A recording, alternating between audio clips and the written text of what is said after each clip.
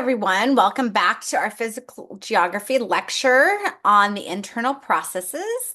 So in our previous lecture, we explored plate tectonics and how these massive crustal movements shape our planet. And today we're going to dive into volcanism, one of the most dramatic and visible manifestations of Earth's internal process. So what is volcanism? What does that mean exactly? Okay, volcanism is a general term that refers to all phenomenon connected with the origin and movement of magma from the Earth's interior to or near the surface. And when we think of volcanism, we often picture dramatic eruptions with lava flowing down mountainsides. But there's a lot more to it than what we see on the surface. And there are actually three types of volcanic processes. First is what we typically call volcanic or extrusive volcanism, where magma is expelled onto Earth's surface while still molten, meaning melted.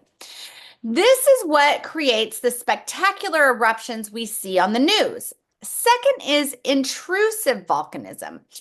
Excuse me, which occurs where magma solidifies in the shallow crust near Earth's surface without ever breaking through.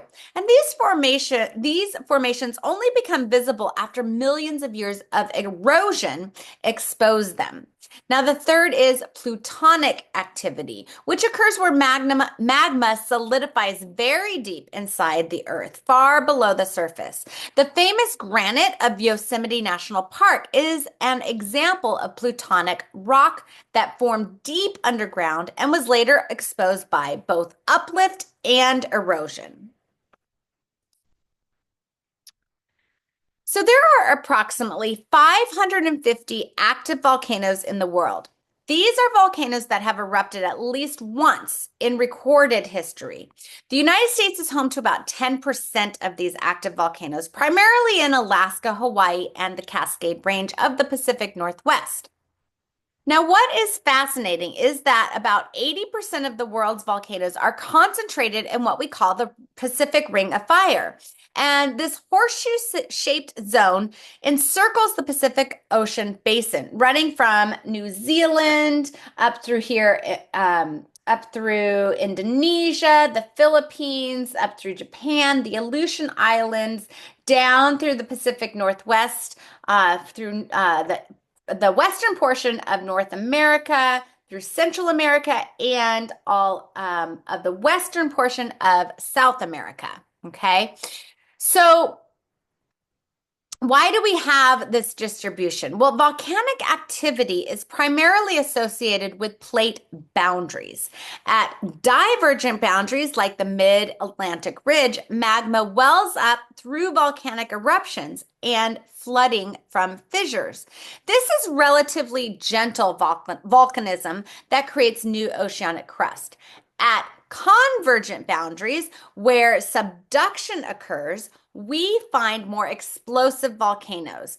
As the subducting plate descends into the mantle, it releases water and other volatiles that lower the melting point of the surrounding mantle rock, generating magma that rises to form volcanic arcs like the Cascades in the Pacific Northwest and the Andes in South America. Now, when a volcano erupts, it can produce two main types of material. Yes, two main types of material. Lava is what we call the molten magma that is extruded onto the Earth's surface, where it cools and solidifies. The nature of lava, whether it flows gently or explodes violently, dramatically affects the resulting landscape. The second type is called pyroclastic material.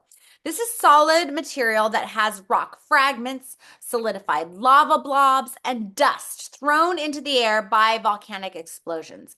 These eruptions can be incredibly powerful. For example, Indonesia had an earthquake in 1883 that ejected an estimated 20 cubic kilometers. That's about 6 cubic miles of material into the air, with the sound of the explosion heard up to 3,000 miles away.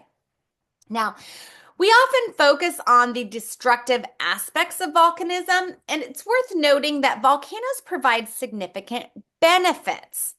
Volcanic soils are typically rich in essential nutrients for plant growth, making volcanic regions some of the most fertile environments on Earth.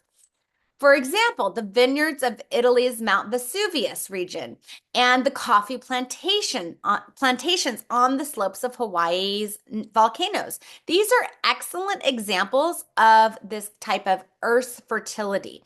And humans have been practicing agriculture on volcanic soils since the beginning of agriculture. So, the chemistry of magma largely determines the nature of an eruption. The critical component seems to be the relative amount of silica in the magma.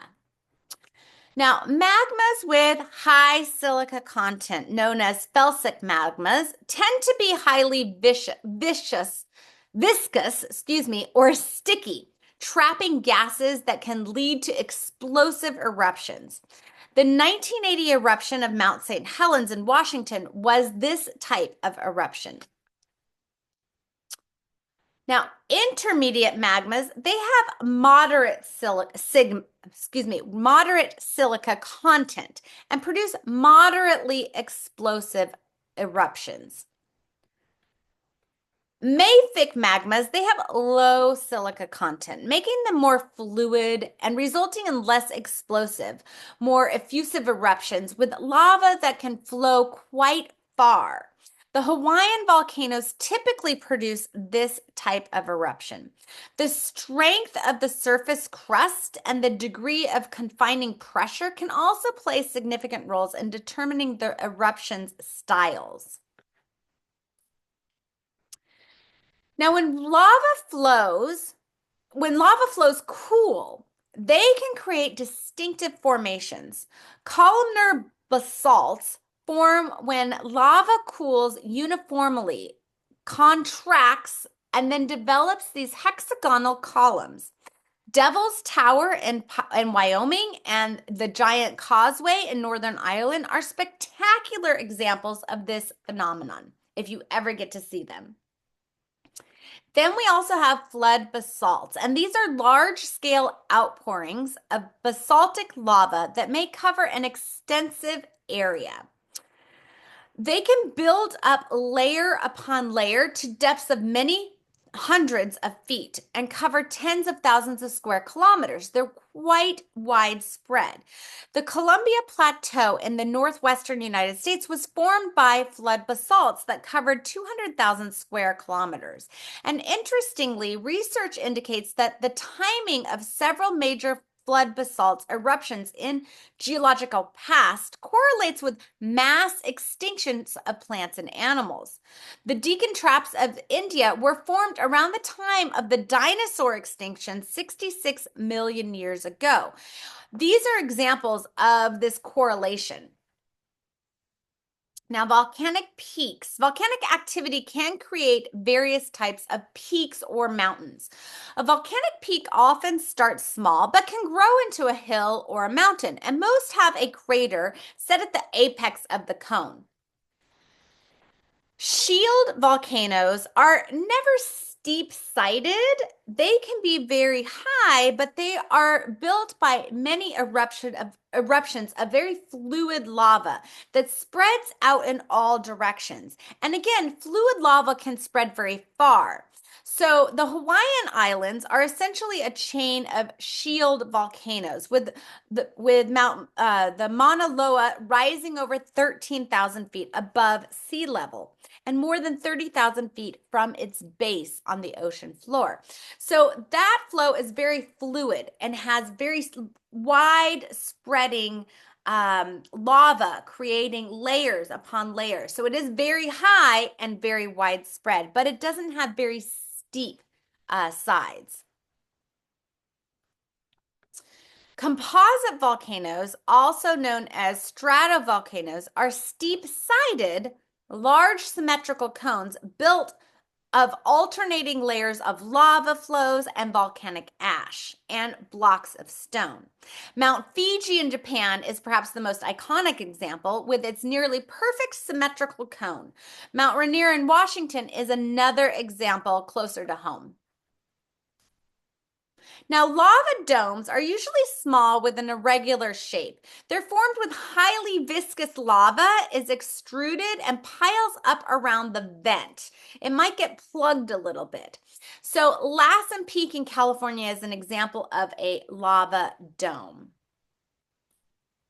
Then we have cinder cones. Cinder cones are the smallest of volcanic mountains. They're formed by an accumulation of small fragments of lava that are ejected from a single vent. Sunset Crater in Arizona is a well-preserved example with its distinctive black cinder slopes.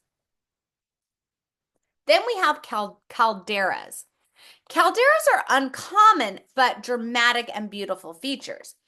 They have large, steep-sided, they're roughly circular depressions. They result from an explosion.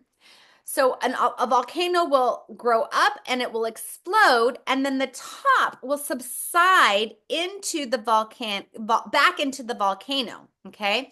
So Oregon's Crater Lake is perhaps the most famous example in the United States. It formed about 7,700 years ago when Mount Mazama explosively erupted and then collapsed at the top, creating a caldera that later filled with water to form the deepest lake in the United States. So volcanism represents one of Earth's most powerful internal processes, reshaping the landscape, creating new land, and sometimes causing devastating destruction. In our next lecture, we're going to discuss volcanic hazards. See you next time.